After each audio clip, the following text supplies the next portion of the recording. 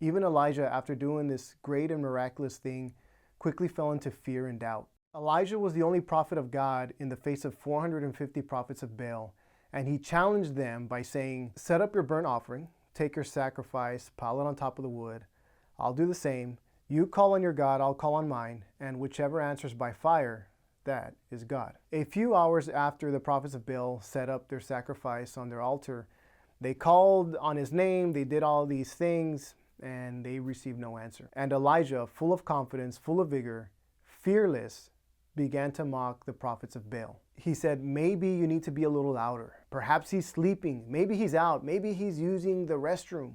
They screamed and they called, and still nothing. Now, if Elijah had failed, it surely would have been a death sentence. Not only did he challenge them to the impossible, then he made it even more impossible for himself. He called on the people and said, take these 4 pots, fill them with water, and I want you to throw it onto my sacrifice, onto my altar. And then he said, do it again and do it again. So they did it a 3rd time till the wood was soaking, and the runoff actually filled a little trench that was surrounding the offering. Elijah then called on God. He said, Lord, the God of Abraham, Isaac, and Israel, today let it be known that you are God in Israel, and I am your servant.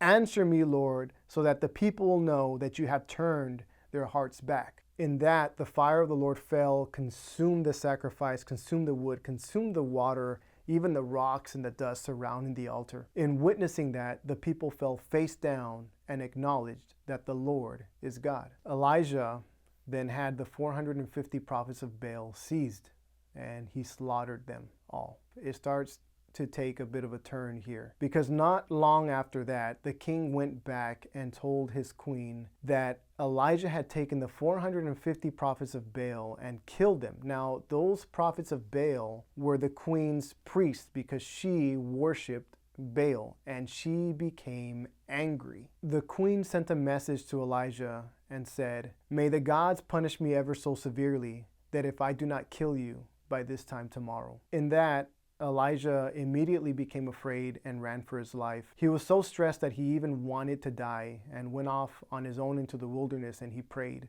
He said, Lord, please take my life. I've had enough. Elijah, a prophet of God, a witness to God's hand, a witness to God's doing. He knew God, went head to head with 450 prophets of Baal. And after doing that and defeating the prophets of Baal, and that exercise of faith, ran in fear of his life, fell into depression, and wished for death. All of us have our own ups and downs, and sometimes we feel defeated, alone, worthless. But I am here to tell you that even great, great men like Elijah have felt the same way. Honor the Lord your God in all that you do. Do not be afraid or discouraged. The Lord will never leave you or forsake you, no matter how you feel.